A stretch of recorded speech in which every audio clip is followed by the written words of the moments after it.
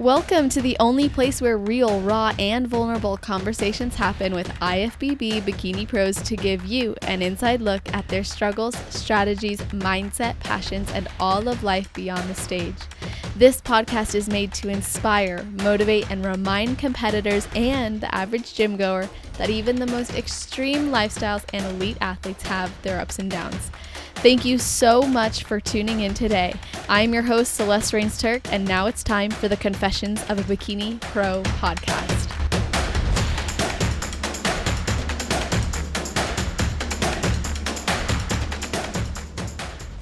Today's video and audio guest is a 27-year-old who was born and raised in Houston, Texas, with the exception of when she was 5 years old and was spending time living in Malaysia with her grandparents while her mother went to college. She works as a personal trainer and is the caretaker for her mother and grandmother. Despite not playing sports growing up, she did start working out at 19 years old when she went to college to study nursing, but ended up earning a degree in education.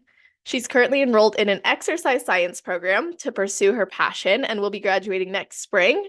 Her first competition was the Phil Heath Classic in 2022, where she did wellness and placed first in open and third in novice. Then she switched to bikini and debuted at the NPC Show of Champions in 2023, placing third in open. And after switching coaches in August, she went on to take overall in both novice and open bikini divisions at the Battle of Texas on December 1st, or in December.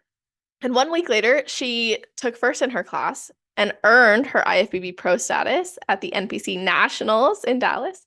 And outside of the gym, she's a huge foodie. She loves attending EDM music festivals, and she finds raving for the last 5 years to be equally as fulfilling to her as being on stage. And I know we have a lot of listeners who'd probably agree with you, and I've interviewed some other pros who have that same experience. So welcome to the show, CHRISTINA SANGGOR. How are you doing? I'm doing great, Celeste. Thank you. It still feels weird that you asked me to be here. I'm like, I'm important enough to be interviewed. This is pretty cool. You're very important, and I'm happy that you're here. I'm so glad you're here, actually, and we finally were able to do this. I know we've been like going back and forth, but now we're doing it. So let me start off by asking you, is there anything you do or think about, or maybe a ritual you have right before your heel hits the stage? Oh gosh. Definitely I try to kind of tune everything out because it's a lot being backstage and seeing how great everyone looks. I feel like it's easy to kind of get in your head, and maybe, get nervous. And I've definitely been nervous. I'm always nervous on stage. I remember when I did my one show of champions in Austin, I believe in last July. I let my nerves get to me. I had I just wasn't ready. There were just some things leading up to my stage time that I didn't feel like went the way that they should have gone. And I got in my head about it. And so when I got on stage, I was practically hyperventilating, like I was so Oh. nervous. And ever since I experienced like that level of nervousness, whenever I went into my show at the end of my two shows at the end of last year, I was like, I can't let that happen again. So I really just I didn't talk too much to people. I did socialize, but I really reminded myself, like, I worked so hard. I know that this is my best package. Whatever happens, happens. And I just have to give it my all. So there's even a picture of me, I think, that Gilco got of me backstage where I'm just like stone cold. But I was in my head just saying, like, you can do this, breathe, you're fine. Just act like, you're with your friends right now, taking a picture like at a rave, something I'm familiar and comfortable with. And yeah, I just went into it with zero expectations and tried to just remain calm. The biggest thing. Reminding Yeah, yourself you're okay and all the hard work is done. And this is just the fun part. I love that reminder. It's easy to get Mhm. into that, like, I'm so nervous, I'm so anxious, what's gonna Mhm. happen type of zone. So to like step back, and even if you look, stone cold, it's like better because you're at least getting like, okay, I'm grounding myself before I go out there. Exactly. So Exactly. I want to hear about your journey starting in wellness, because this was like, I think this is very fascinating when we see athletes transition to a different division. You did well in wellness, like you had success there. So what ultimately made you pursue bikini, and why did you start in wellness? So I started in wellness because my first coach, he brought up to me, like, you can either, I could see you doing both. He said if you did bikini, because I hold a lot of, as most women do, like a lot of body fat in my lower body. So he's like, if you were to do bikini, I think you would have to lose muscle. And if you did wellness, obviously you could continue building. And with that being told to me, he's not my coach anymore, but this is my first coach. When he told that to me, I was like, well, I don't want to lose muscle. And I do appreciate both physiques. I think both of the women that compete in both categories are beautiful. So I could see like the perks of both. So I was like, okay, I'll do wellness because I want to keep building. And whenever we did do that show, I don't know, I was surprised that I placed the way I did because I feel like I did look kind of small still. I mean, obviously they just started doing wellness at that time or around that year, the year before that. So I guess the expectations of what they were looking for weren't totally clear yet. So I managed to do well. And then after that, I'd learned just being more in the know in the bodybuilding world to do really well in wellness. And if your ultimate goal is like the Olympia and stuff and get free pro card, you're going to have to do a little bit more, if you know what I mean. Like, Yes. so I didn't see that for myself. And I also just was watching Bikini on the sidelines. Like I always looked up to Laura Lee and like Amy Delgado. I thought they looked so amazing. They look amazing. And I saw that Bikini was also kind of shifting a little bit in that I feel like girls did look a little bit more built than they did in the past. So I was like, I definitely feel like I wouldn't look like that if I leaned out. Like I would definitely have to keep building to look like these girls. So I made the decision, and I also just feel like my frame naturally looks more bikini anyways. Um, and I was like, you know what? I want to try bikini. And I was always told by lots of people at my gym. I go to Roman Empire. It's like a full-blown, mostly bodybuilding gym. And they've always told me, like, I think you would do well in bikini. And I was like, you know what? I'm just gonna try it out. I feel like it just feels right because I really do see myself whenever I look at those girls just in their structure and the way they're built, like with their shoulders and glutes and their legs and their small waist.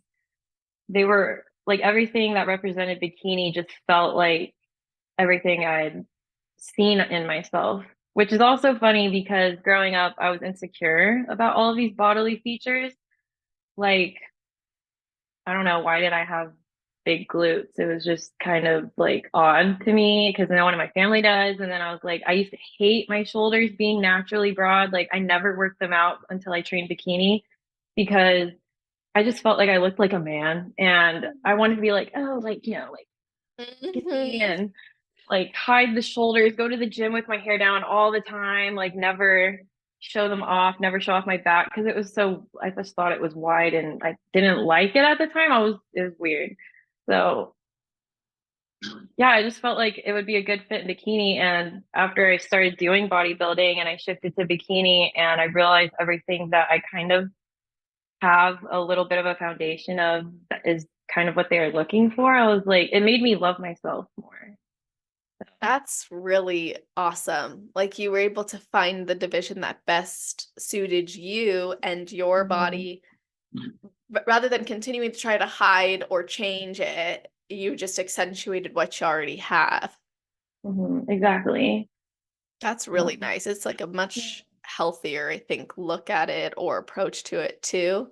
And we always have to keep in mind, like sometimes what we think is best for us can surprise us, especially when we get like further into the sport. Like bikini, you're absolutely right. I feel like bikini now, it's takes a lot mhm. of muscle to actually do well in bikini. And that's not to say it's the amount of muscle as a wellness competitor or a figure competitor, but it still is, that's a strong baseline to be starting at. And having gone from starting in wellness to then realizing, okay, wait, I can do really well in bikini, and then actually doing really well in bikini, um, have you now considered, this is maybe random and I'm assuming the answer is no, but have you considered that now that you're an IFBB pro, you'd ever like try IFBB wellness? Definitely not. Definitely not. Like I'm still building into bikini as well. Like, and even whenever, I mean, I feel like it still is going to take a while to where you get to that point where they think you might have too much muscle.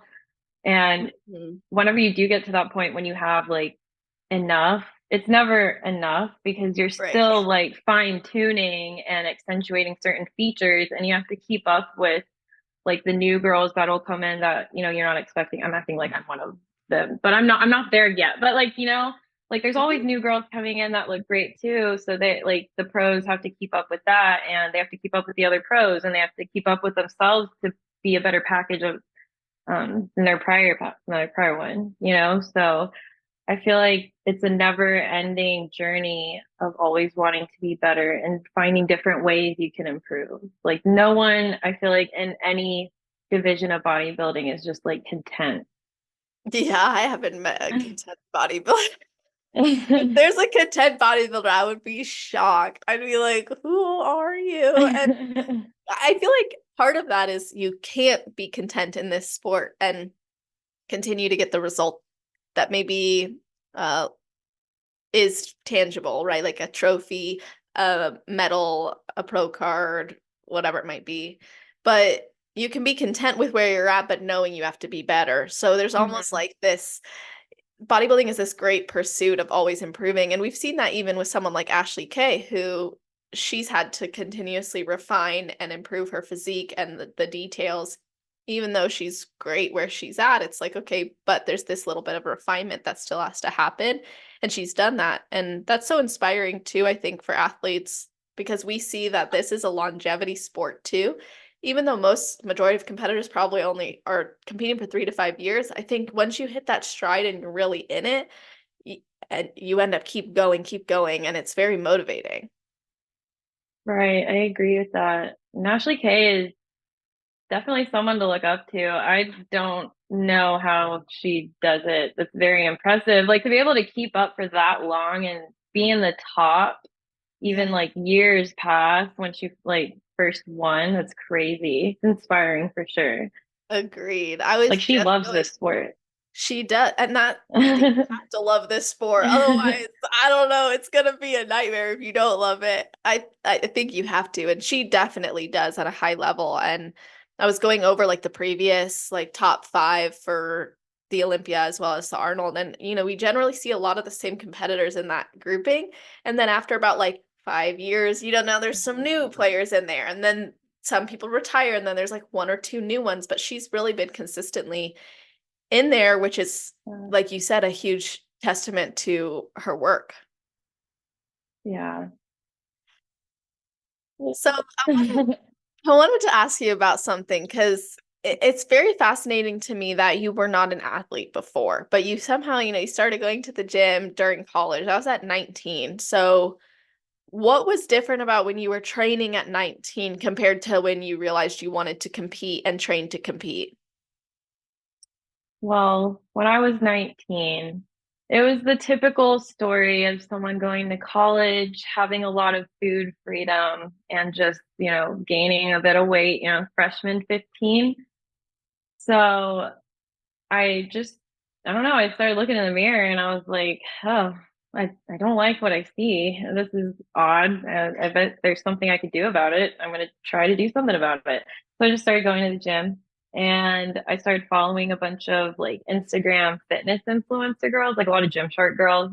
Um, and it started there. So it was me basically just wanting to get more in shape, and it started with like the 2, 3 days a week thing, like trying to build consistency. And then whenever I got more consistent, it got easier to be more consistent because I started seeing results.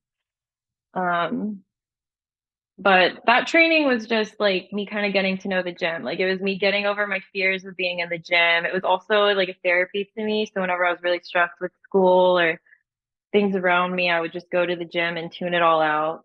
Um, and it was just a lot of copying videos and almost just acting like I knew what I was doing or trying my best. And then whenever I became a bodybuilder,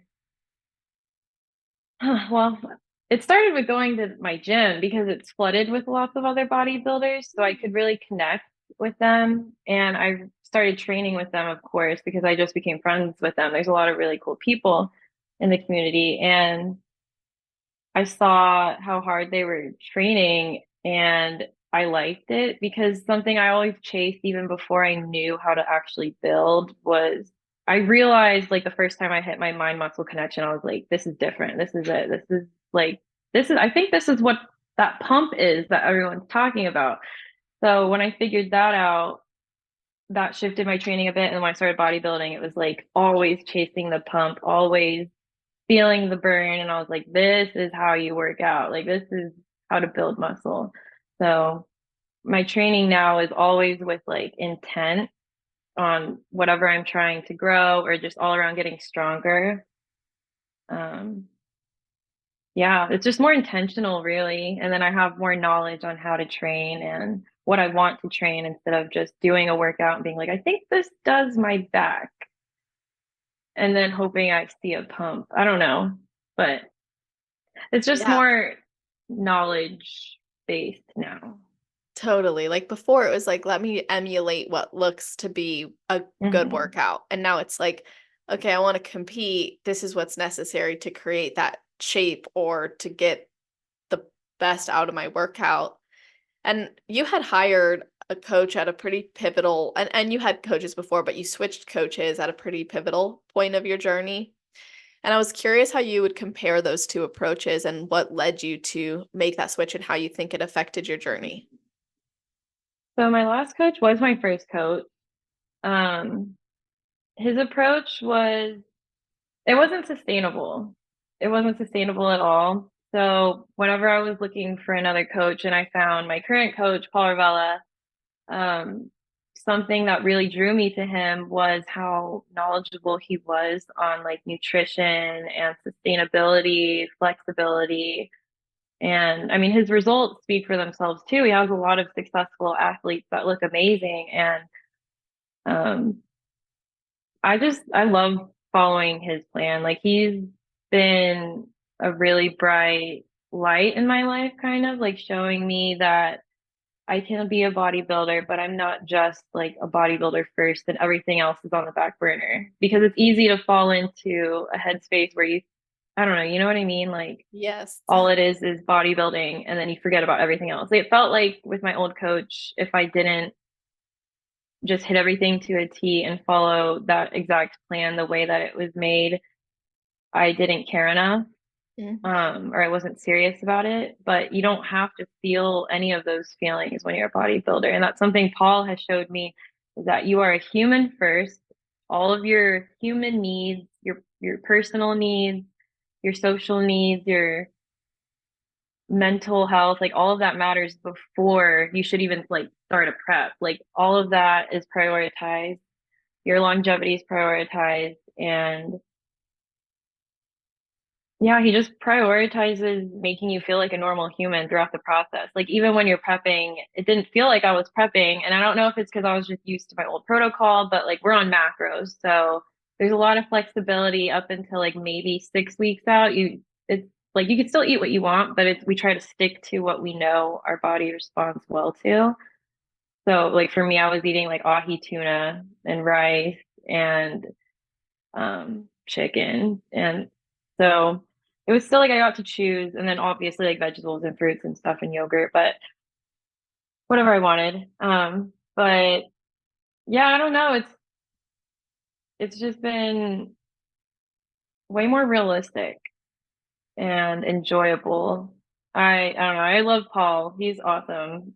I try to talk to him at least like once a week or every other week with like check-ins and stuff. So it's been nice. It's really relaxing. I feel like I've fully like have become part of just the lifestyle now, like being a healthy individual and not just thinking like, oh, I'm a bodybuilder, like let me go get my rice and chicken like 24/7. Yeah, definitely. I think that's a really important thing you're bringing up because I'm sure there's people listening who are kind of stuck in that mindset right now where if they don't do that, then they're unsuccessful or they're not serious or they shouldn't compete. But there's so many ways to approach competing in a way that doesn't have to take away from your life or your Mhm. the things that you enjoy. And I like how you said it's important to still put other aspects of your life as a priority versus only focusing on bodybuilding and then beating yourself up if you want to do something else or you want to have like a foodie experience. Because you had mentioned too that you are a foodie, so to be like Yeah. able to actually incorporate things that you enjoy consistently is nice. Now, there's the other side of that where some people, I think, have used being a foodie as an excuse to not pursue competing or not pursue their fitness goals. So, how do you personally satisfy both of those sides of you? I will say it to to successfully be a foodie and to be a competitor, it just requires a little bit more creativity. It requires more creativity and I don't know, I don't want to say like time or research, but like a little bit. It's just making things that you love slightly more like macro friendly. That's really all it is. Like, let's say, I don't know, you like something like lasagna and you want to make a lasagna. I haven't done this yet. I mean, it sounds great. I want to It try it now does. that I'm talking about it. But like you could find like either like a chickpea protein type lasagna noodle or like a veggie noodle, something that's like slightly lower carb just so you can have more and not like I don't know, a lot of people are also gluten intolerant. I'm one of them, not heavily, just a little bit. It bloats me. But like you could replace it with like a healthier noodle and you could find like a tomato sauce that is just tomato sauce, or you can make your own, add seasoning to it. It has to taste good. Obviously, like you just have to use seasoning. I feel like a lot of people are scared of seasonings, but most seasonings have like no calories in them. So you don't just have to put mustard on like your chicken and rice or something, you know? Like you could use there's paprika, garlic powder, onion powder, salt, pepper, you know, Miss Dash. There's like so many things. Don't be afraid of salt. You need salt for a good pump. I used Yeah. to be scared of salt before too. Um, but yeah, it just requires more creativity. And then with the lasagna thing, wait, I have to go back in case anyone actually wants to make it. You just gotta find like a fat-free or low-fat cheese. Don't do vegan cheeses because I have learned the hard, well, not the hard way, but I've learned that they actually have a lot of weird things in them and they end up being more fat and carbs than regular cheese. So just go ahead and do regular cheese, low carb or low fat, and there'll be a little bit of protein in there. And yeah, I don't know. Let me know how it is if you try it out. Yeah, honestly, I like how you said that you can take something that you really enjoy and turn it into something more like macro friendly or oriented towards your goals. And similarly, I think that's part of the nice thing about following macros is you can just eat something and track it and be like, oh, this is great. It fits in here and I enjoyed it and I still have fuel for my day. Versus sometimes following a very strict meal plan, it can leave you feeling like, okay, I don't have much room for anything. I can't have this unless it's a cheat meal. And to Yeah. each their own, there's so many approaches that you can take, but I like that you're saying like, okay, for you as a foodie, it means you're incorporating the things that you enjoy into your lifestyle in a helpful way. Yeah, and I feel like it repairs your relationship with food. I never thought I had a bad relationship with it, but definitely when I was on the meal plan, like you see everything else as like potentially a bad food. And like there's truly no good or bad food, you know, everything in moderation and everything you gotta kind of just be mindful of. And I feel like I know some people do enjoy meal plans because it's like really easy. I don't know. I'm team macros. I just think if you can have the flexibility to have literally anything you want, just taking a little bit of extra effort to just track it and like know what you're putting in your body, I feel like a lot of people would enjoy that. Like you could even be on a meal plan on macros. Like you can make up a meal of things that you like and just eat it all the time. That would be the same thing. Exactly. Yeah, I feel the same way. I used to be a very like bro diet meal plan follower. Mhm. I still incorporate a lot of those meals into my normal Yeah, me fashion. too. It's just like it looks a little different. And if I Yeah. wanna, yeah, it's nice. It's like, okay, so I don't have to have a lightly salted rice cake. I can have a chocolate rice cake. Yeah, those tomato Something I basil still ones though. Have you had Oh, those? Ugh, yeah. And with those are cottage the cheese, best. it's really Oh yeah, I love good. cottage cheese. Oh, and avocado on top of a tomato basil rice Mm. cake. But have you put smoked salmon on top of a rice cake? No, I don't eat fish actually, but I bet Oh that would be no. good for people who like it. Yeah, anyone that's listening, you gotta try it if you haven't. Like that with avocado and everything bagel seasoning on top of a tomato basil rice cake. Wow, Chef's kiss. yummy. Yeah. That's awesome. So there's other things that you've mentioned through some of the posts that I've read of yours that have changed. So the way that you speak to yourself, the way you handle your emotions, even the way that you look at temptations or stress and negative emotions have shifted over time for you. So do you have any daily habits or tools that you utilize to support yourself in this, maybe season to season? Hmm. So I'm kind of out of whack right now since we just moved, but this is like our first time moving in together, so and this is our first place. Oh, So that's I feel like, exciting. yeah. So before that I lived with family and like after I came back from college, I was gracious enough to have family let me stay with them while I figured things out. And I will say since I have this safe space now, I'm going to get even better at doing these things, but I guess we'll start with what I currently do and then go into like what I want to incorporate. But what I currently do, when I wake up in the morning, you know, you have to, well, step one, you got to wake up when the alarm goes off. I used to be really bad about setting up like 4 alarms. That habit started in college because everyone was doing it. It's like, man, I can't wake up. So, but now I'm like, I have to wake up. And if I ever face anything throughout the day that makes me almost want to talk negatively to myself or have, sorry, I have my Yoda down here. It's so cute. um, I take a second and I'm like, does this serve me? No. And I try to think of positive things. Like every time a negative thought comes up, like it's proven scientifically if you are practicing gratitude, thinking of things that you are grateful for, there is a literal like dopamine response and you make yourself feel better because you're just, I mean, there's no way to be upset when you're being thankful.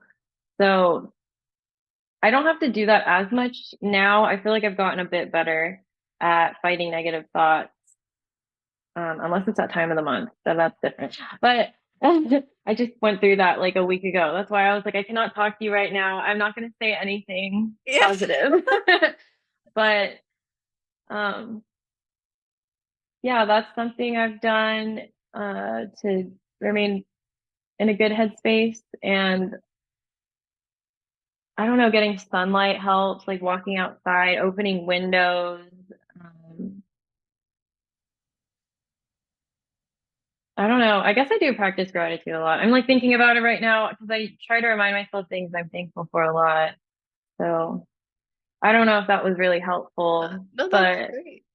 what I do want to get into, oh, well, also like surrounding yourself with good people. So like always having good energy around you is very important because you really are a product of the people you like talk to the most or spend the most time with. And if you're with people that have a similar mindset and that, you know, they always want to improve and they always want to not be on the darker side of things because everyone goes through things, everyone has busy lives. I feel like it takes more effort to be upset about things, and it's way more draining than to try to look on the upside of things. And it's really weird when you first start doing it, like in a self-growth, mental health awareness journey, to like make yourself think about positive things and be grateful. But over time, it becomes habit, and it's just like working out. Like you start working out and you keep going because like it makes you feel good physiologically. But whenever you start thinking positively and you start like exercising your brain muscle into doing that more often, it becomes habit because it also feels good.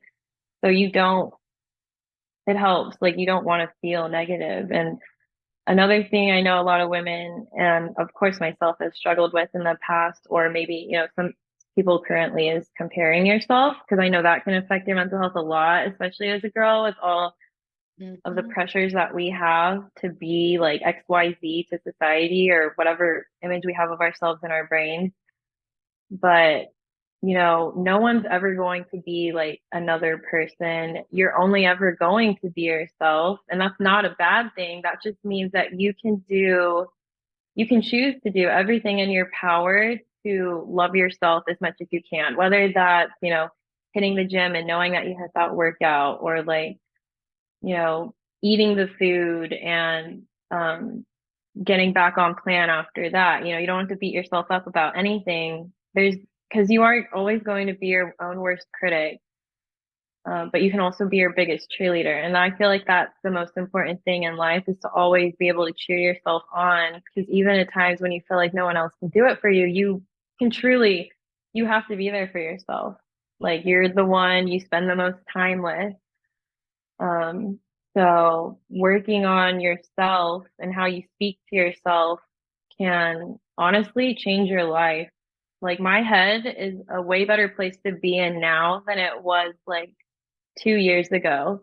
Because after my first competition, whenever I did wellness, I think because I was going through so much mentally that I wasn't aware of how negative I was to myself. I was like, no, I'm confident. And my boyfriend asked me one time when I was sobbing, like I was having a mental breakdown, and he was like, have you ever like just looked in the mirror and said like you are beautiful? And I was like upset. I was like, no. I mean, yeah, I have, but I really thought about it, and I was like, I really have never done that. Like, so when you do start speaking more kind to yourself and you are intentional about it, because it feels weird at first. It might feel fake at first. It might feel staged. Like it becomes habit and you do start to believe it. Um, so I don't know, I'm getting kind of lost. This is like a really big topic for me because I've undergone like a lot of mental growth, I feel like in the past like almost 3 years now. So if you want to reel it into a specific direction, that might help. I was just enjoying listening to you talk and share all of those things because I think it's very important. And I can personally relate to a lot of what you're saying, feeling like you get to this point where you realize you're really breaking down, and then you step back and you're like, oh, it's because I'm not really focusing on the things I'm grateful for. It's because I allow negative thoughts to infect my mind and I don't meet them with a better thought, and I'm not taking care of myself the way that I need to be. I haven't looked at myself and said a positive thing. I've been being conditioned by maybe society or other people that this is the ideal, but no one looks the same.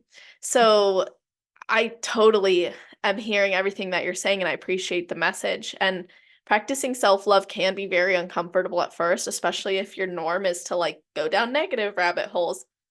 But the ability to thought stop and practice that transformation of thought into one that's more loving is such a powerful tool. And that made one of the biggest impacts in my journey too. Just looking at everything I was doing and saying to myself that was like loathful, and not forcing it to change and be like, okay, well, I believe Mhm. the opposite, but instead just saying it in a way that was more fueled with love helped me to start rewiring my mind. And like you said something that really stood out to me, which is your mind now is a nicer place to live than it was 2 years ago. And that really stuck out to me because I'm like, I hear that. I feel like the brain environment that I have now, my past self would not even believe that we've got to that Yeah, point. So it's a really beautiful thing. it is. I feel like I really truly feel like the brain is honestly your most important. Wait, the brain's not a muscle, but it's a really important part of your body. Just I feel like it's more important than the rest of it. Like if you are not in a good headspace, it can affect everything about you physiologically. Like it can affect, I mean, it literally can affect putting off weight. Like if you're always stressed out, if you're not working on managing your stress and like your cortisol levels, you might not even see your body shift in a way that you like. So everything starts there, especially going through something like bodybuilding. I feel like you just have to be positive with yourself and like try to make your brain a healthy place, because it's, I mean, you're literally being compared. So Exactly. like you have to make it a positive experience for yourself and not see it as that way, like because you're not always going to win. And you're not always going to lose. And you have to remind yourself that it depends on who's there that day. It's a lot of mental factors. And just getting through prep itself is really hard. I mean, you have to push yourself to degrees like you never push yourself as a normal human unless you go through something like bodybuilding. I truly think that a bodybuilding prep makes you discover a whole other side of yourself that you also have to learn to kind of become your best self while you're undergoing that. Because it's easy to also fall into like the way that you might want to respond to things because you are hungry, you're you might be overwhelmed with everything you have to do, like 3 hours in the gym or something. It's very easy to just be reactive instead of taking a second to stop and be like, no, I'm okay. I'm supposed to feel this right now. I'm literally burning fat as we speak. Um, so yeah, I don't know, mental health is very, very important. And I think people can be uncomfortable because like for one, like myself, you might not grow up in a home where you ever talk about things like that. So it's your job specifically to work on yourself and try to go down that path. And you don't even have to tell anyone about it. Like you could just go home and practice some things that make you feel good, like take a bubble bath, listen to podcasts, music, like stretching, whatever it is, deep breathing. Um, but it should definitely be a priority, I think, to be successful and present in every other aspect of your life, whether it's bodybuilding or just for yourself. Yeah, I absolutely love that and echo everything you just said too. It really is like you have to take responsibility for that. And you have to decide, like, okay, do I want this experience with bodybuilding to be positive, or do I want it to end up actually creating more self-sabotaging behaviors, thoughts, or negative outlooks on myself? And it can, especially if you don't go into it with the right intention, I think it can lead to that. Or if you don't at least transform negative intentions with it. And I think I've been thinking about this so much lately, which is like bodybuilding is a place where I'm like electing to get compared, but to a standard of which I have agreed to be compared Hmm. to, versus, sometimes in life or growing up, like being bullied or being looked at differently or being compared for something you haven't elected to be compared to. That's hurtful. But with bodybuilding, it's like we're literally like putting ourselves into this position to create the best version of ourselves. And that's what we get compared to. But then even beyond that, like the actual prep itself and the improvement seasons itself, it really does bring out something different in you. And prep, you need so much mental resilience. And we're not here saying, oh, it's like the hardest thing in the world. You're never going to make it. It's not like that. You can make it, but be prepared for challenges and difficulties that will test your resilience for sure. And make sure you're set up with self-loving activities and coping mechanisms and skills and the willingness to face those challenges because you're probably going to do more cardio than you've ever done. You're going to eat little, at times you're not going to be eating very much while also trying to go to the gym and still push the weights. Like you're really pushing limits, like you said, that on a normal day-to-day basis you wouldn't be expected to push. Hmm.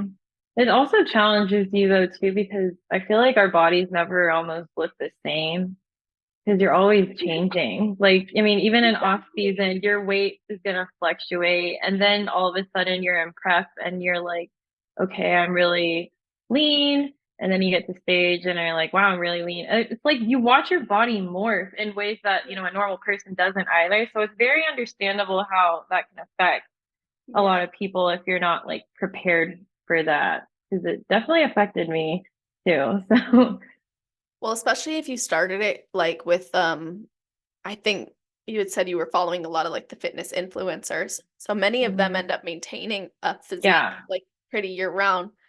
So you sometimes think like, oh, I'll compete for this physique, but in reality, like bodybuilding is not the sport to actually participate in if you want your body to always look the same. Hmm. Yeah, because you go through, competition season when you're leaning out, you're appreciating all these lines, but at the same time, you might feel like small Yeah. and like just really tiny. Like that's part of it, but you have to remember, this is stage lean. I don't know.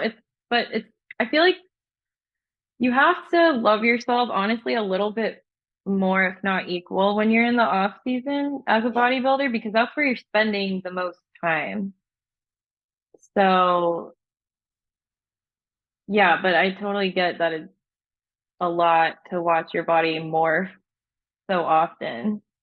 But I think it's important to also just appreciate every part of the process because they all serve different purposes and they're all beautiful.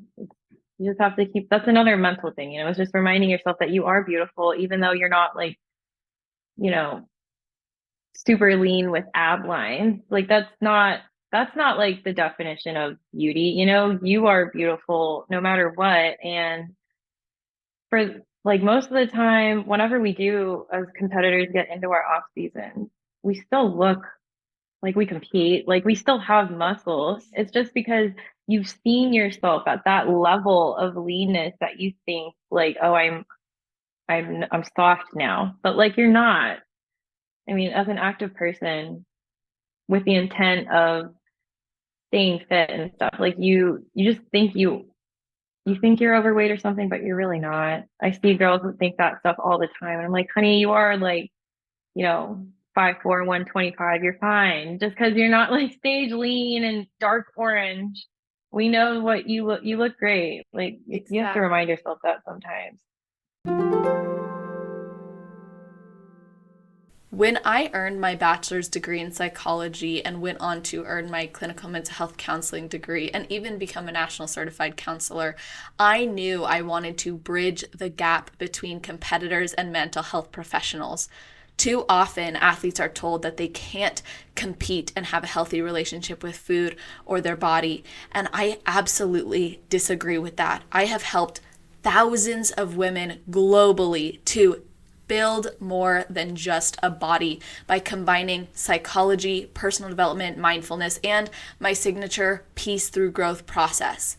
If you are struggling with the post show blues, or you're struggling with adherence to your prep, or any aspect of your relationship with food, your body image, or overall commitment to your goals, I have tons of resources available for you over at www.celestial.fit.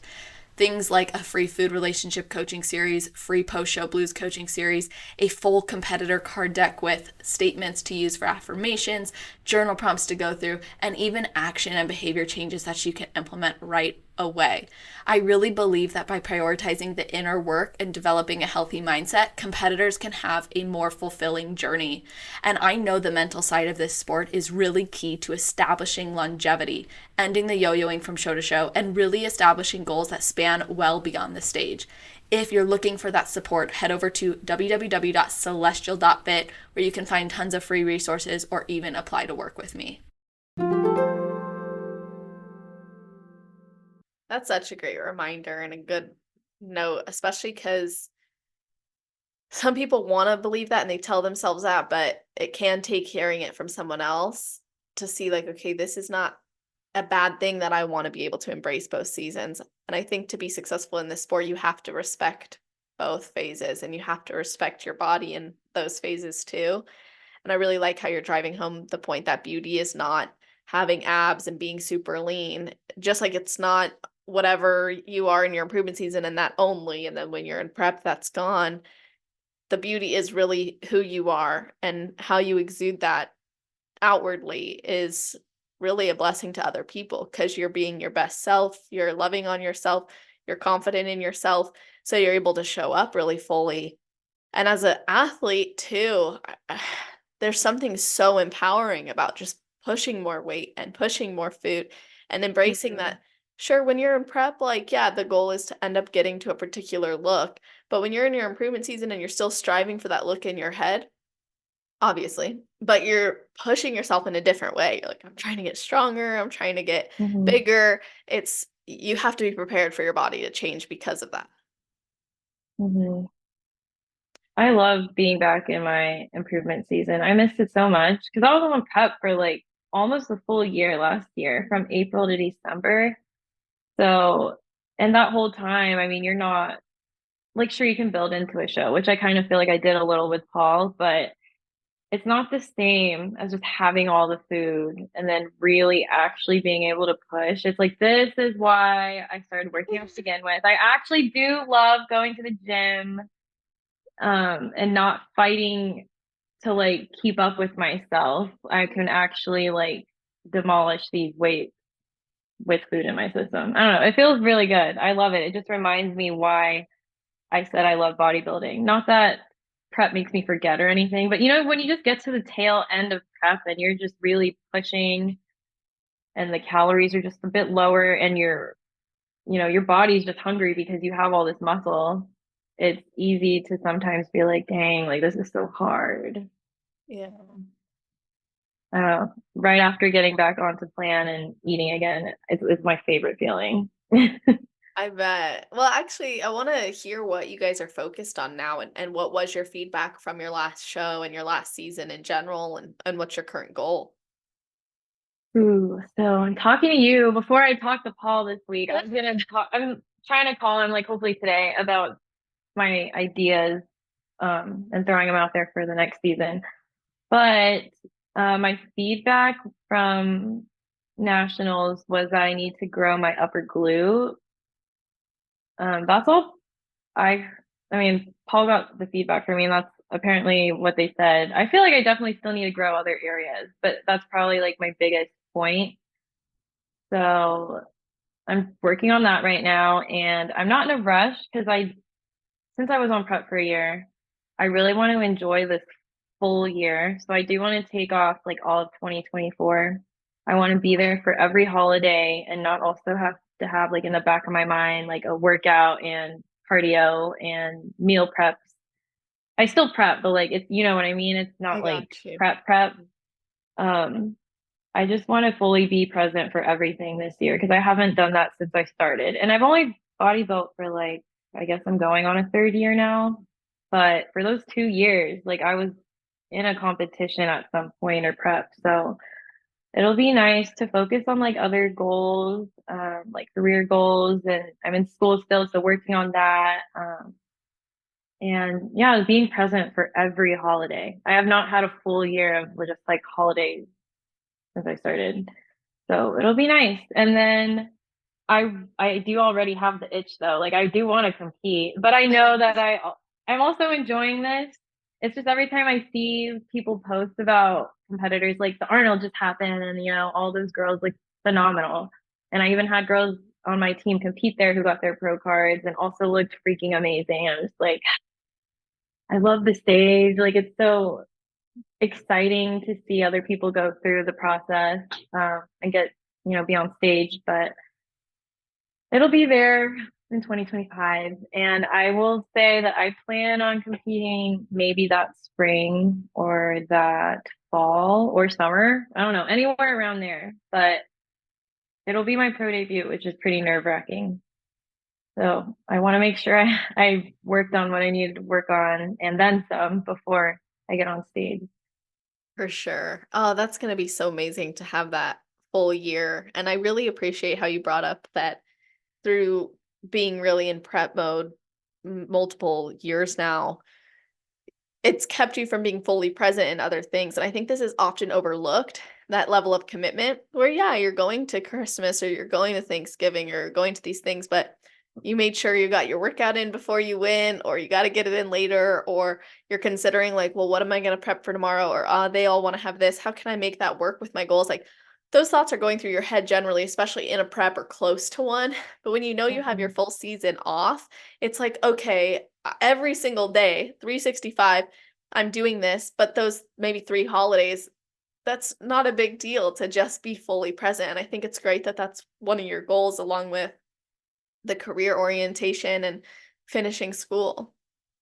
Yeah, exactly. It feels nice to not have something in the back of my mind every time I do something. And also just being on macros now, I'm like, well, like, yeah, like last night, my boyfriend and I literally went and got sushi, and I was like, you know what? I did end up tracking it when we got home. I do like, I sometimes I'm like, I'm not going to track it. And then I just Yeah, want to know. I know. Like, so I was like, I'm not going to track this, and it's not a big deal. I got a sushi roll and a giant sashimi bowl. Um, and I had no worries about it. I don't know. It's just knowing that you can work things in and just like getting back on plan, and it's okay because it's off season, and as long as you're consistent, that's all that really matters. It's like Exactly. you are still putting in effort every day, but you're not just like blinders on, honed in, and like you said, thinking about all of these things while trying to like smile and be present on the outside. Because that's Yeah. definitely what prep is like. Like I went through Thanksgiving last year on prep, and that I did my best I could. Honestly, it was a really great prep with Paul, and I was as present as I could be. But for when it was in Ohio, it was freezing cold. And I was like the leanest I'd ever seen myself at that point because Paul was like, it was Thanksgiving. And Paul's like, we're giving this a really big push this week. And I was like, oh, great. Like being around all the food and pushing extra hard. I'm like an anomaly right now. Like I'm so, this is like the opposite of what Thanksgiving is supposed to be. But it's funny because like all the other competitors that competed in December were doing the same thing. But Right. it was like, it was a lot. And I am proud of myself for that whole week of December, November, because that was very tough. And my whole family is just like, oh, you can't have pie. And I was like, no, I can't. I'm sorry. You can freeze a piece for me and I'll have it later. But that's why I really want to be present this year is because I had to say no to certain things, and obviously my goal of potentially turning pro and potentially even making it to nationals was like a really big goal for me that I cared more about than Thanksgiving at the time. But now I just want to take this time to be present, eat the pumpkin pie, and yeah, enjoy life.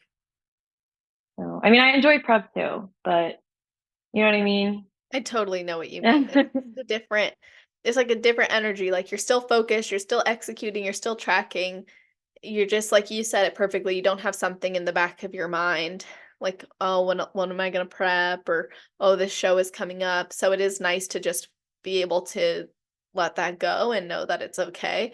It's and being able to actually embrace that season after having been in prep for so long is also an accomplishment because you can be so prep minded that it's hard to Mhm. make that transition. So it's great to hear that it's something you were missing, you were excited about. And I know it's like so hard when you see like so many other people competing too and like prepping. And I know you want to bring your best for your pro debut, which will be awesome. And I'm curious if there's certain things that you feel have been really critical to your success as an amateur that led you to getting your pro card that you might use or harness in your career as a pro. I think definitely my patience with building muscle, I think will benefit me because I mean, though I was competing both years of 22 and 23, I took like, I don't know if it was like 6 to 8 months off before I did my next competition, but it was like a good chunk. And I know some people, they like to do it for fun or like they just like to compete often. Um, but I feel like definitely when you start getting like higher up there, I think it's vital that you take the time to build muscle because I mean, if you want to place well, I mean, if you just want to like show up and have fun, like sure, that's okay. But I think to really get to like a certain point, like I really would love to make it to the Olympia one day. That's always been my dream. I didn't even know if I was going to get my pro card this year. That was still like surprising. So I want that to be my ultimate goal. So I'm willing to take the time that I need to, and then some even, just to really bring a different package and actually have improvements there. What surprised you about getting your pro card? Uh, well, you never think you're like good or anything. I don't know.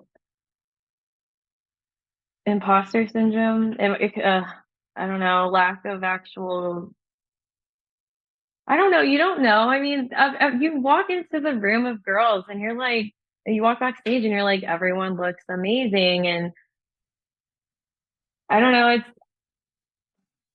Do you get the whole like, you don't see yourself as other people might see you type of thing? I feel like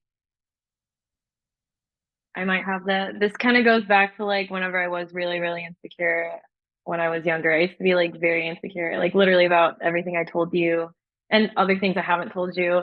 So, like okay, that's like a whole other thing too about like me gaining confidence. Yeah. But yeah, I guess I just didn't think it would happen because like for one, I don't know how much musculature I actually have. I don't know. I don't see myself the way other people see me. I might, the girls I look up to are obviously the pros and they obviously have more muscle. Well, I'm a pro now. Oh gosh. Okay. The Olympians. And I just thought it would take longer because I mean, that's usually what people tell you and prepare you for is like, whenever I was there, they're just like, soak this all in. This is once in a lifetime. And after it was one of my teammates that told me that. And I was like, you know what? I do need to soak this in. And I'm usually really good at being present, but it's just so fast paced on Mhm. show day. And you're just trying to not be late or like not miss getting called out and like performing and all that type of stuff. So I took a second to really soak it in. And I'm really glad that she told me to do that because now, I mean, that was the one time I was going to be backstage competing at a national competition. So, wait, what was the question? I forgot. It was what you were hoping to Oh, achieve in the pro league, I think. Or what were we talking about? Yeah, what your current goal was, what your feedback was. yeah. I don't know what the question might have been, but I'm liking where you're taking it. I do want to Yeah. hear even more about the confidence and how you built that over the years. And actually, maybe we can start with, do you see yourself differently now that you have earned pro status? I want to say like, yes, I see I see myself a little differently. And I think Paul definitely saw my lack of confidence in knowing what I brought to stage as he was working with me and getting to know me more. He even made a whole post about me where he was like building confidence. And like it was after I got my overall at Battle of Texas and he's like, I think she's starting to see herself the way we all see her. And I was like, what does that mean? But um yeah, I will say for as a personal experience, I am sometimes I still battle just being really confident in myself. Um, I don't know if it's because when I was raised, I was always taught to just kind of almost shrink myself. So taking up space and being confident and being loud has kind of been like a new journey for me, realizing that that's okay. So building up confidence. It started like after college, like when I went to college and I was just thrown into a pond of new people in a new city. And I was like, well, I have to have some kind of confidence to talk to people and make friends. So it started there. And um, yeah, I've just worked on it since. And bodybuilding has helped a lot with that too. Like it does give me self gratification to know that I can do hard things because it was definitely something I didn't see myself as like describing myself before, like, oh, you're a hard worker, you're able to be disciplined. I feel like I could never, I didn't have the confidence to say things like that about myself. And then bodybuilding kind of helped prove that to me because it was in a way that I could see it literally happening, like whether that be results on my physique. I was like, okay, you're actually able to be disciplined. Like, you need to stop. It was the way I was talking to myself. Like, you need to stop saying that you're not capable of these things because obviously you are. So that helped a lot. I Yeah, that's really feel like there's positive. more I wanted to say, but my brain just like works like this. Like my brain's very unorganized. So it's like You're doing great. I opened a drawer and like there was so much more I wanted to read that just like spilled off on the floor. Well, maybe as I ask some questions, we might pick some of those pieces up because I think the journey you've been on is something a lot of people can relate to. I mean, being told to be smaller, or shrink yourself down growing up, or not talk about mental needs or emotional needs. You also lived in another country at a very young age, and you were raised by a single mom.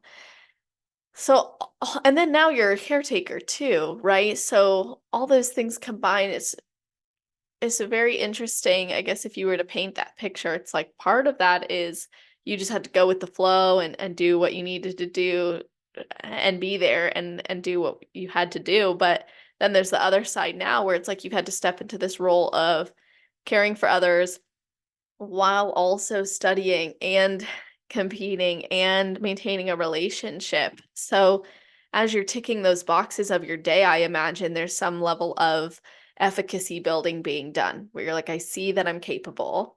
And I see now, as maybe you had great people around you encouraging you, and you're like, okay, I can maybe trust these people and believe them when they say that I'm capable as well.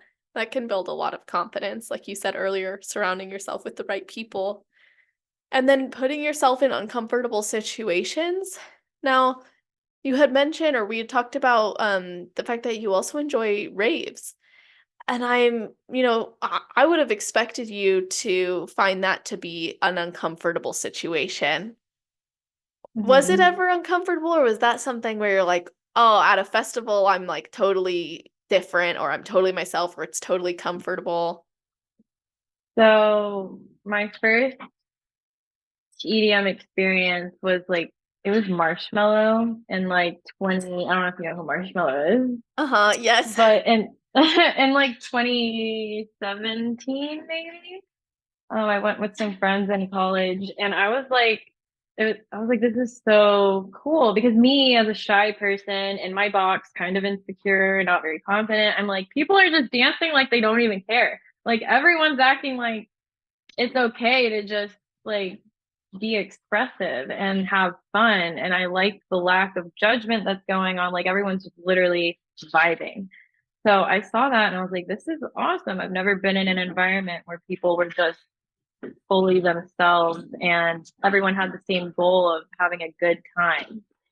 So that was like a whole other realm for me that kind of opened up. And I got to like one other one with some friends in college after that. But then whenever I met my boyfriend, I discovered that he already was like himself a raver and festival goer. So I was like, that's extra brownie points for this guy. And then everything I went to EDM related after that was always with him. Like I've never been to anything without him there. So we've gotten to enjoy that together. And I was honestly, I felt like whenever I started, like we went to our first festival, the first month of us dating, it was at the end of the month. It was Life All Night in Dallas.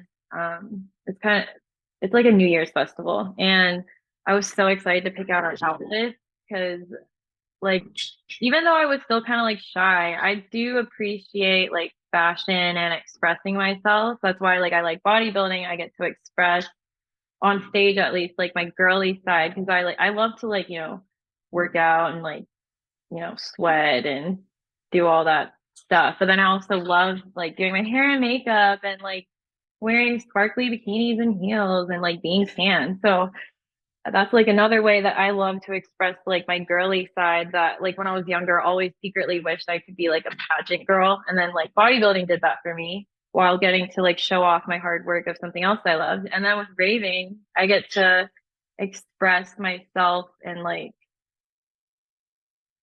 I don't want to like almost kind of like I played with Bratz dolls when I was little, so I always thought they were like Yes, same. straight baddies.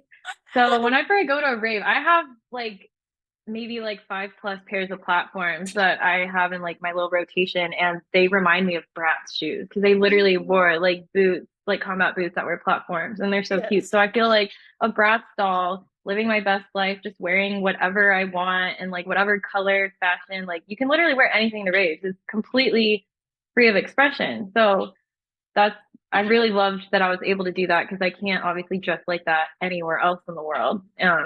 Just like I can't wear a sparkly bikini with heels anywhere else in the world. That would be weird as well.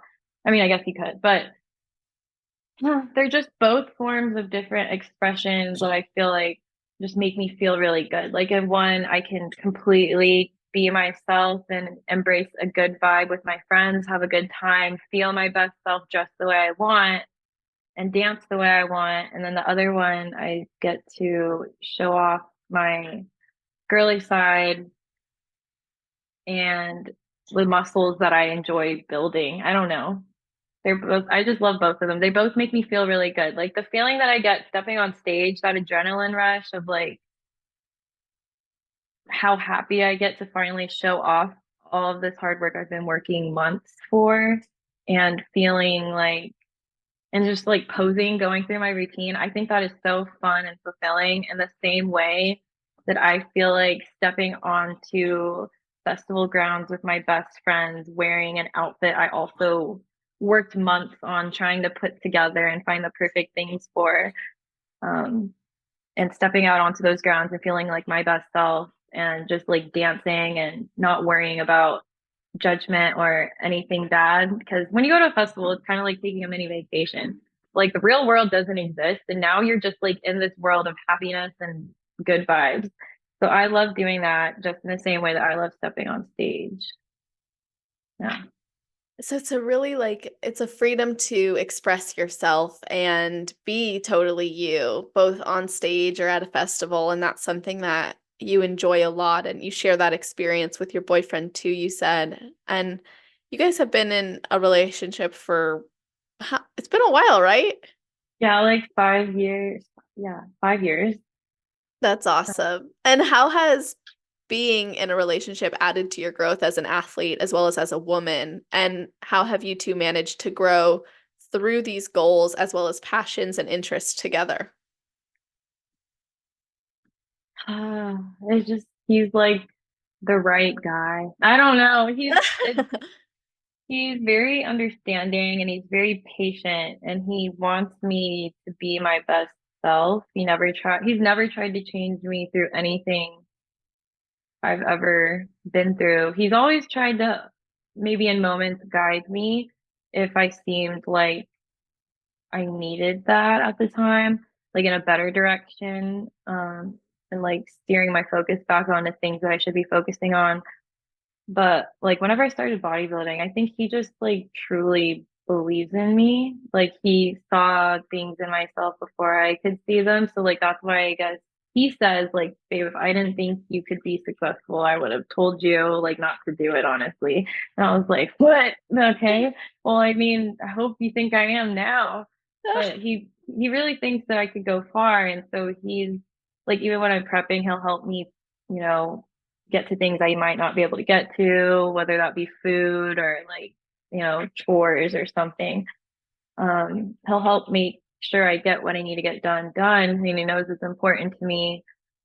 But we both changed a lot since we first met. And I think something that, like in a good way, we've grown together, is that we're both able to kind of hold each other accountable when it really matters. We don't let each other's bad habits persist. We kind of like respectfully like have conversations about it and we'll both consciously work on it, knowing that neither of us are perfect. We were both far from perfect when we met each other. It's kind of funny that we somehow managed to communicate our way into growing together. I've been always been really big on communication and it's obviously gotten better than it was, always improving all aspects of life. So he said I was like the first person he's been with that prioritized communicating and changing and calling him out on things and vice versa. So I would say, yeah, it's just holding each other accountable and always wanting the best for each other, has gotten us very, very far. Yeah, I don't know. He's a Yeah, cool dude. that's amazing. And you had mentioned earlier, like he steered you in the direction of considering, like, have you ever said you're beautiful in the mirror? And that set you up on a positive trajectory. And the fact that you've been able to say things to him or support him in his growth as well is amazing because we're always evolving. So we want a Mhm. partner who we can evolve with. And clearly for you, fitness, competing, it's really become a passion of yours, let alone just yeah, fitness industry in general. And you went from getting a degree in education to going back to learn exercise science. So, what do you aspire to do with all of this knowledge that you've gained and your switch in degree programs? I would like to start my own company. This sounds weird, but it's still weird to say it out loud. But I would love to have like my own online coaching business for just lifestyle women because every time I see other women or like girls younger than me with similar struggles to where I feel like I could relate to them, like I want to help them because I know what it's like. I know what it's like to be your own worst enemy, and I know what it's like to be insecure at the gym. Like all these things, I something I really want to prioritize is not just hitting like new physique goals or learning how to be healthy and loving yourself, but it's also just the mental aspect of it. I really want to help other women like start their self-awareness journeys and learn how to be better to themselves because I know it all starts in the mind. And it's just really important to me because I feel like I've been through a lot mentally within myself. Even though like other people couldn't see it at certain times, I know the journey that's been there and I hate when I see other girls going through it too. I'm just like, I want to help you. You're beautiful. You're so capable. Yes. That's such an important thing too, because I feel like, I thought we were trending in a positive direction where there was like more acceptance and stuff, but then sometimes I feel like it's going the opposite way where it's like people are feeling judged or comparing, or girls really, really young now are on social media and they're Mm, not doing it just for fun, like they're trying to emulate a particular look or trend. And sometimes I find that to be sad because when you're different or you are, everyone's different. And if you don't feel like you can embrace that and be yourself, it's hard. Like you go through life and you maybe look at yourself differently. yeah. And I mean, it's important to embrace how different you are too. Like that's what makes each person so interesting and so beautiful. And you have to remind yourself because you get used to yourself. Like it's like what I said earlier with being able to step outside of yourself and view yourself from someone else's perspective that I still struggle with a little bit, you know? So like being able to do that is just like you just need to remind yourself that being different is beautiful. Like you offer things that no one else can offer. And so it's sad to see other women not realize the strengths in being different. Mhm. I don't know. Yeah. No, that's so true. I think it's awesome that that's something you want to incorporate in the work that you do in the future. And you do personal training right now, right? I do. I do it out of Roman Empire Gym. It's under Roman Built right now, so it's just like in-person training. So if anyone's ever in the League City area looking to be trained by me, then Yeah, that's where I'm at. But yeah, that's it's been a lot of awesome. fun. I like how You personal training and coaching is just kind of like making friends. Yes, I was gonna ask, like, do you have a certain type of clientele that you're working with most often? At the moment, it's kind of just almost anyone that like comes to the gym and just is looking for a trainer, but because I do have like an elder man who is awesome. I love him. He's such a hard worker. It's so cool because he's so like successful in like his career. And whenever I first met him, he's like, I want to do this in the gym. Like he wants that exact mentality in the gym. And now I feel like we're working on that, and it's been cool watching him grow. But also like girls. So really, That's honestly, it's almost anyone. Yeah, I think that's awesome. That's something I miss about training sometimes, just like the variety of people that you get to meet and interact with. Something I want to go back to though is like you've changed your degree a few times, and I think there's a lot to be said about willingness to Mhm. change plans. I personally had started my degree in something different. Then I just realized I wasn't as passionate as I am with the mental health and mental health counseling and Oh, that's your psychology. passion. I love Yeah. that. Yeah. I love that stuff. If I could change it like a millionth time or just dabble in that as well, I would love that. I would love to. Yes, that I would honestly, even if for no other reason than to know it, I think clinical mental health counseling is it's a great thing to study because you learn so many amazing skills and you learn how to communicate in a way that is really effective, I think. But yeah, and it's insightful too because you're learning about all sorts of different situations and experiences, and it's my passion. It's what I enjoy. But I had to go through some changes, so I went from dietetics And that was because I was really passionate about fitness. And then I realized like I cared more about like the psychology side of things. So I studied that. And then that led me down a path of the master's degree in mental health counseling. So the reason I'm bringing this up is because I think it takes courage to change. I know it does because it was really hard for me to like come to terms with those changes when you've been so invested in an area of study. So what gave you the push or maybe the urge to follow your heart from nursing at first to then education and now exercise science? Um, being happy, and also being good. I felt like if I were to pursue any of the things I thought I wanted before, which honestly, when I did nursing, I really didn't know what I wanted to do. I never really thought about it too deeply in high school, which is really sad. Hopefully, Yeah. my future kids don't have that experience and we'll talk about it. But I didn't know what I wanted to do. And I was just like, well, this seems like a solid, thing to do that a lot of people are doing that there's always jobs for. So I tried it out. And at the time, I didn't even enjoy working out yet. So, like, learning about anatomy was just like alien language to me at the time. So I switched away from that. Um, I thought I did want to be a teacher. Um, and then that's when I started working out and I started to like be passionate about that. And I was like, well, I feel like it just doesn't suit me like pursuing something else would. I feel like if I was a teacher, I would have to hide parts of myself, such as like, my rave pictures, like things about me, that make me happy. I feel like I couldn't lean into that as much as a professional, like teacher because you kind of have a persona. It matters, you're teaching other people's children and you're dealing with parents. So I was just like, this cannot be for me.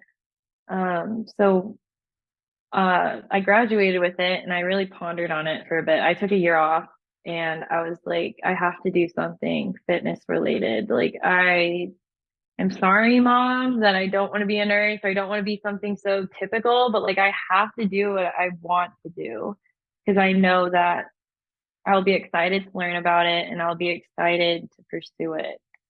Yeah. So, like, being in exercise science now has been so interesting to me and I love learning about all these things. I feel like it'll definitely benefit me in the future. And yeah, I don't know. It's just learning about something you love to learn about. So you're excited every time you go. It makes it way easier, which I've never felt. So that's why it's like crazy to me that I feel this way now. That's awesome. It's great that you like continue to let yourself pursue that change and follow your heart because it's a totally different ball game when you're actually like learning about something you're passionate for. It's like the experience is so much better. But I was curious how you're managing work and school on top of caring for your mom and your grandma. Mm, I don't know. I'm still figuring that out every day, honestly. Well, work is easy just because, it's always set times. And then school and family, it's really just trying to get better with time management. Like, you have to be able to say, like, this is family time, this is school time, this is work time. But really, it just comes back to how I talk to myself at the end of the day, saying that I can do it and that, I'm going to get it all done, not letting anything be an option. Like, I am going to get certain things done. You have to say that. You can't say, well, I might get to this later. You got to say, I will complete this today. And that's helped me a lot. Sometimes I do get overwhelmed still, but that's whenever I take a moment and I'm like, okay, I'm grateful for XYZ and I can do this. And I just have to take a deep breath and it'll all work out because they need me, and I love my family. So yeah. It was unexpected though. I will say that it's been an adjustment because I feel like anyone that becomes a caretaker for a family member, it's not really something you plan to do. You don't usually at least plan to do something like that until like you're older, they're older. It is hard doing all of these things at the same time, but what makes it easier and definitely worth it is that I genuinely love what I'm doing.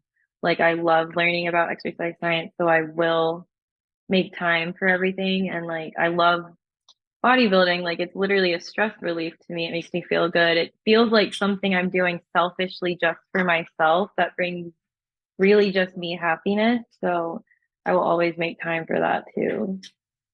Yes, that's so important. When you became a caretaker, like how did it change? Like what are the things that you have to do or that come with that, and how has that impacted your view or outlook on family too? It made me, well, I can't fully just have days to myself. I definitely have to factor in potentially helping out one of my family members, whether that's taking them somewhere or getting them groceries or something and bringing it back to them. Or my little brother's in high school and he doesn't have his license yet. So I pick him up and take him to track practice and his track meet. So it's just factoring all of those things into my schedule as well that I really had to get used to. Um, and it can put other things kind of in a time crunch or on the back burner as well at times, which is why it's important, like I said, to have designated times for everything.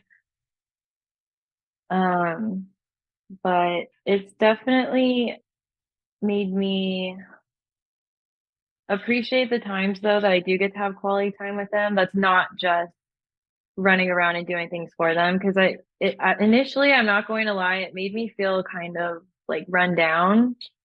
I've learned how to deal with the expectation that I will always be there for them because it's important to me and I know I have to do it for them. Like they did so much for me, and up until this point too. So I'm forgetting. That's really Um, great though. It sounds like it's like a full circle moment because they both had cared for you and now mhm, you're getting to do that for them. But of course, that's highly demanding and it takes away from having like full days to yourself. So it's a major adjustment, but it sounds like it's something that you're grateful you can do. for sure. And another thing that I'm getting better at now is making sure I do spend the quality time with them. This is what I was trying to get at. Not just running around and doing things for them, but separating that time from the times that I have quality time with them, like my mom and my brother.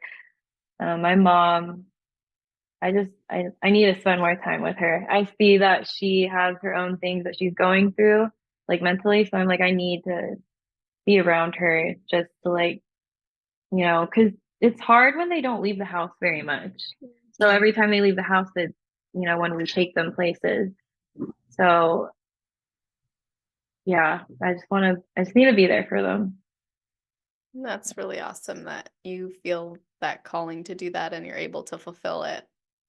Hmm. So, I want to get your best advice for someone who's never competed before but wants to, and then your best advice for somebody who's on their road to pro. Hmm. Well, if someone has never competed before, I would say definitely be prepared to see a side of yourself that you've never seen. And by that, I mean mentally challenging yourself and be prepared to have no expectations. Be prepared to have fun with it. I don't know. Like, it's going to be tough, but you could definitely do it. It just takes a lot of digging deep mentally to remind yourself that you can do it because it could feel like you can't do it, like mentally, you're like, wow, but your body, you physiologically can do it. Like, and it's going to be so worth it whenever you finally get to that point and you know that you've done all of this work and remind yourself that you do look beautiful, like in every part of the process, especially when you're on stage. Like, and don't compare yourself. The biggest thing is to not compare yourself to someone else's journey as you're prepping or as you're at the competition. It's just being confident in what you worked hard on and what you are bringing to the table and showing that off in the most confident, best way possible that is unique to you. Like you're going to have your own routine. your own hair and makeup, your own bikini, your own beautiful, unique physique. And the biggest thing is just being confident in yourself and what you've done. And when you get to the stage, just knowing that all the hard work is paid off and remember to have fun. Because I feel like that's something judges really look at is like, yes, your physique, but it's also your confidence and how comfortable you seem on stage. And it could seem very staged, but if you're having fun and like, you feeling good, you can see that a mile away more than someone that is like totally disengaged and they're just thinking about the routine and just hitting it to a T. Like whatever happens on stage, so make it good. Like I messed up my routine at both competitions in December. Like I didn't finish the ending of it or I would sign off weird. So it happens and no one's gonna know except Yeah. you and like maybe your opposing coach. So it's definitely have fun and be confident. And you can definitely grind through the parts where it gets tough at the end. Because it's all fun and games until like you're a few weeks out and then you're like, wow, this is really difficult. But you're so close, like you can do it. Like so it'll be worth it and it's a lot of fun. And you learn so much about yourself during the process too, even when it gets tough.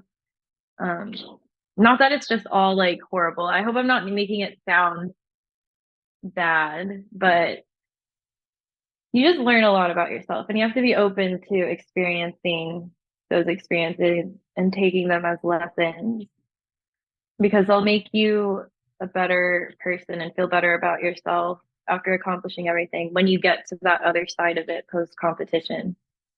And then if you have competed and you're gonna get or you're chasing a pro card, I would say, I mean, same thing, be confident in what you bring to the table and don't ever compare yourself to anyone else besides your past self because whatever you brought to stage before, you've put in the work to, work on those improvements and just have fun with it. Because like I said, I feel like coaches note or judges notice that over so many things.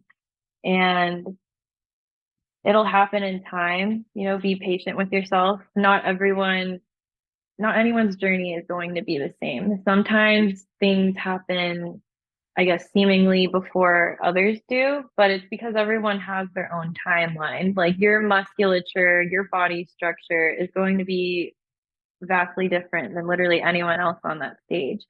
So if you face the loss or if you have faced the loss, it should just ignite that fire under you to know that, I'm just not there yet, but I can always improve and keep beating myself until I get to that point. And there's no telling when it's going to happen, but always act like that time on stage might be it for you. Just bring that level of confidence. That's So, beautiful. I love both those pieces of advice and I appreciate you sharing that along with just talking about your journey and your story and your experiences. And I'd love for people to be able to connect with you. So how can they find you online, connect with you, and maybe even come and work with you? well, definitely Instagram. I love talking to people on there, making friends with people I haven't met, which my Instagram handle is like Tina Star underscore IFBB Pro. Um, anything like I love questions, but most people message me about like food. So I love talking about food. Since we moved into our new place, I definitely, whenever we get more settled, I want to record like recipes and Yes. stuff. So look out for those. I haven't forgotten about my overnight oats video. I owe everyone.